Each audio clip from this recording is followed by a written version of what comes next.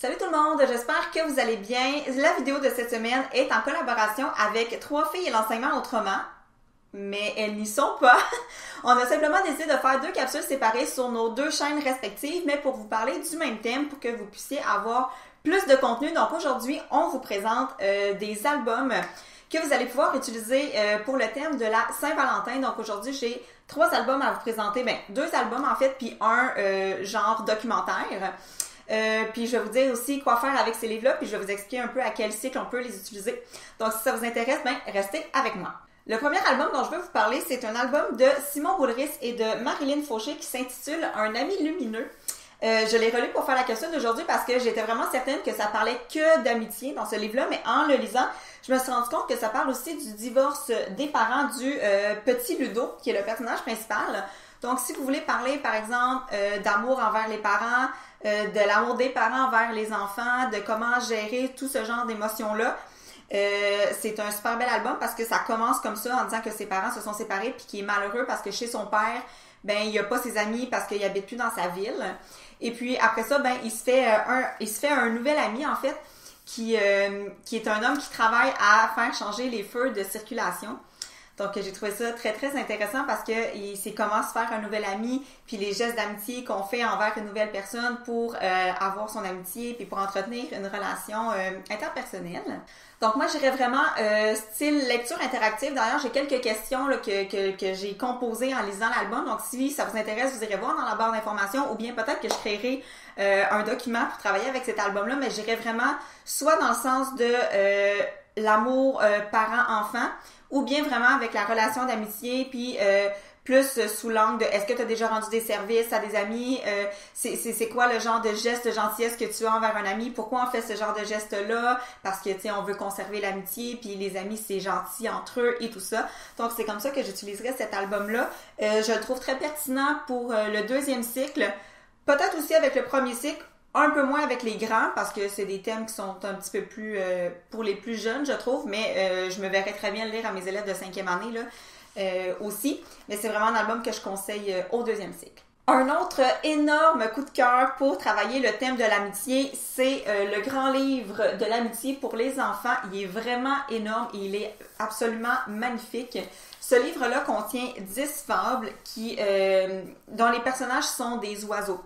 Puis il y a différents thèmes qui sont abordés par rapport à l'amitié. Donc les amis sont aimables, les amis s'encouragent, les amis sont solidaires et tout ça. Donc chaque fable traite d'une dimension différente de l'amitié. Puis il y a vraiment un lien avec la personnalité des différents oiseaux. Donc il y a le rossignol, il y a le rouge-gorge, puis il y a vraiment des liens avec la personnalité de ces oiseaux-là en réalité.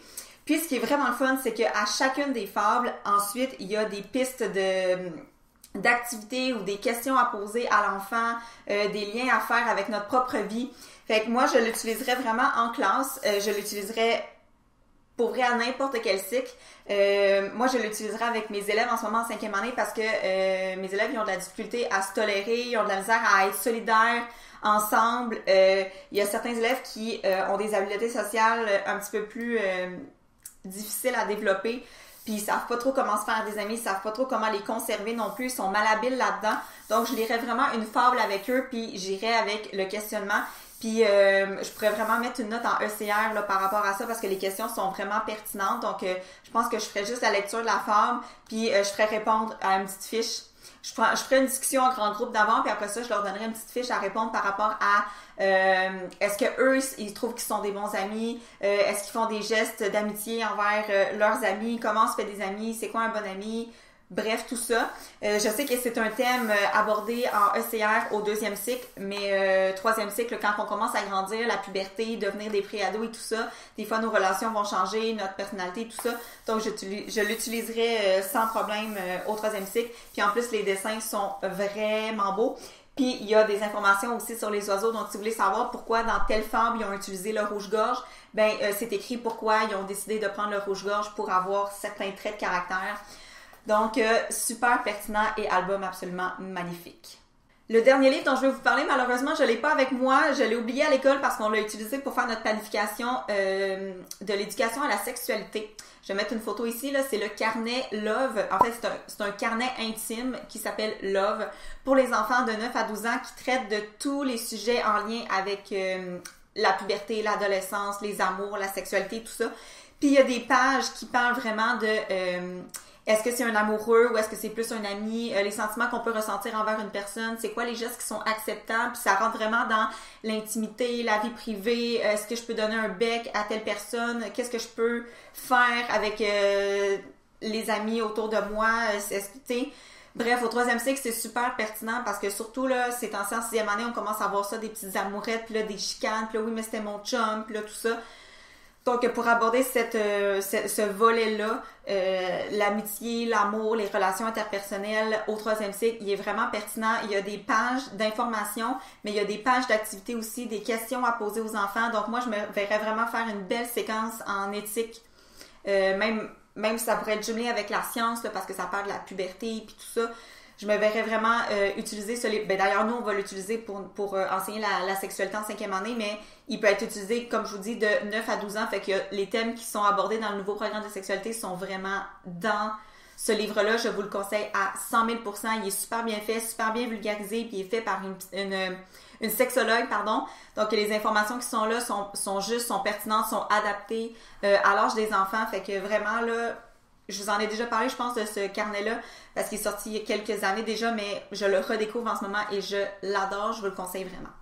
J'espère que mes suggestions d'albums pour la Saint-Valentin, pour parler d'amitié, pour parler d'amour vous ont inspiré. Laissez-moi savoir dans les commentaires quel livre vous allez utiliser avec vos élèves, que vous soyez au 1er cycle, au 2e cycle, au 3e cycle, même au présco. Qu'est-ce que vous allez utiliser avec vos élèves pour le mois de la Saint-Valentin. Et n'oubliez pas d'aller voir la capsule des 3 filles qui va être en ligne samedi prochain. Je vais mettre le lien ici ou dans la barre d'informations. Donc, dès que ça va être sorti, je vais vous partager tout ça. Et j'ai vraiment hâte de voir leurs suggestions à elles aussi.